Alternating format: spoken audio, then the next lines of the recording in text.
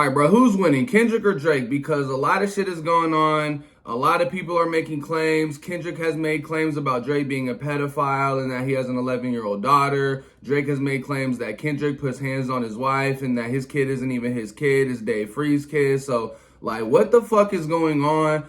I'm about to break it down because we got to figure this out and we got to figure out who's winning. We got to figure out what's going on because I've been on Twitter and Twitter is like split both ways. It feels like I see a ton of Drake posts. I see a ton of Kendrick posts. I probably done seen a little bit more Kendrick posts than I have Drake posts. But still, at the same time, we got to figure out what the fuck is going on, bro. And I'm going to give you my take on this situation and who I think is winning based off right now. If we're going to say that first-person shooter is a part of the battle, I'm going to say that everything from first-person shooter and like that to about 616 by Kendrick is a wash. Like, they was both rapping their ass off. They was doing their thing. Nobody really had a big haymaker to knock the other artists down. There were no bombs that were dropped at that point. So I'm going to say it's a wash by that point. By the time 616 came out, I think it was a wash. I think it was a tie. Shit really started to get real when Drake dropped Family Matters. Now, when Drake dropped Family Matters, he talked about how Kendrick's kid isn't his kid, it's Dave Free's kid. Kendrick cheats on his wife. Kendrick beats his wife. All of that stuff. But it was basically all overshadowed because less than 30 minutes later, that nigga Kendrick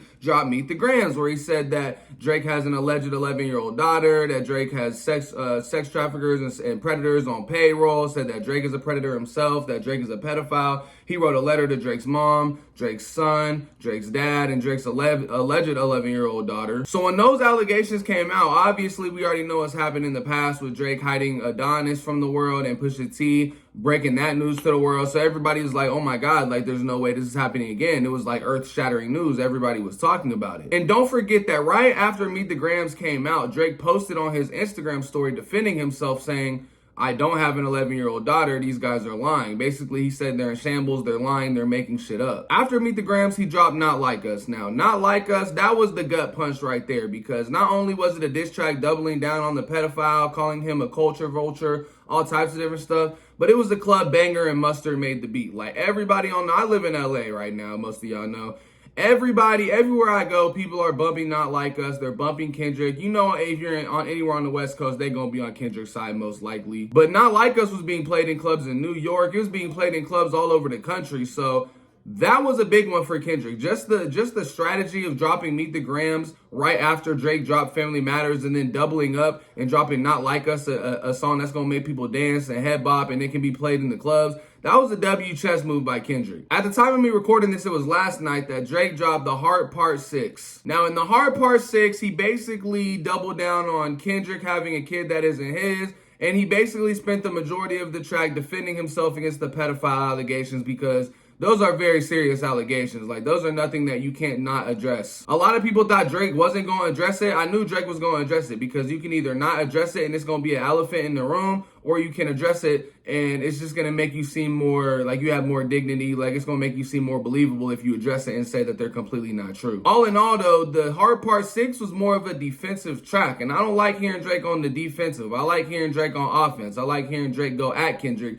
The Hard Part 6 felt more like Drake was trying to defend himself and he was trying to do damage control and save face from the fact that Kendrick had been calling him a pedophile and a predator this whole time. Drake also said that he's the one who gave Kendrick the false information about the 11-year-old daughter, saying that OVO fed the information to Kendrick knowingly, knowing that he was going to use it in a diss track and he was going to put out false information. I don't know if I really buy that because I feel like it's common sense. If I was to try to finesse Kendrick into giving out false information about me, I would have documented it. I would have proof showing that I really finessed him. I would have some screenshots, some videos, some audio recordings, something showing that you finessed Kendrick so we can have proof, so we can know that you're not lying. Because at this point in the battle, that's what we're trying to figure out. Everybody's trying to figure out who's lying, what is facts, what is not, who has receipts for this, because a lot of really big and nasty claims have been made, whether it be Kendrick putting hands on his wife, Drake being a pedophile, Drake having a daughter, and a lot of us don't know what is true and what's not. These are just allegations that are being thrown out there. It's like they're trying to Me Too each other, bro. Like, I think it's really a sign of the times. Like, rap beef used to just be the facts. You didn't have internet back in the 90s and the early 2000s.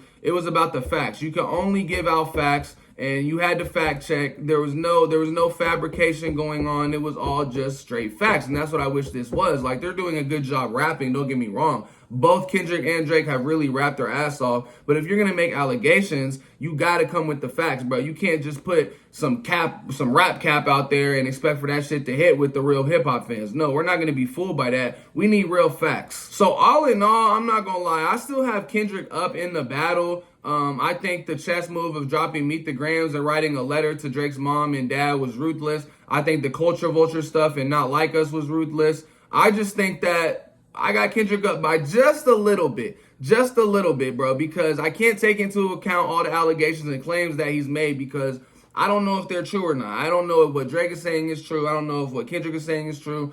I think Drake has really rapped his ass off and showed that he can keep up with the big dogs, that he can really get to it when he wants to. So I give Drake a lot of props for that. I'm in the middle. I'm actually a bigger Drake fan than I am a Kendrick fan. I love Kendrick too, though. I'm just a hip hop fan in general. But I got Kendrick up by a little bit, but I don't think it's unfeasible for Drake to win the war at some point. I don't know how this is going to end. I don't know when this is going to end, but hopefully it doesn't get nastier. Hopefully there's not just more cap allegations that are thrown out there. Hopefully we can stick to the facts. And let me know in the comments who y'all got in the battle right now, Kendrick or Drake. Make sure you like, make sure you subscribe, turn on noties for all of that. I'm going to be giving updates on the situation. So yeah, let me know in the comments who you got winning. And I'm going to catch y'all in the next video when some more shit pop off, man. Peace.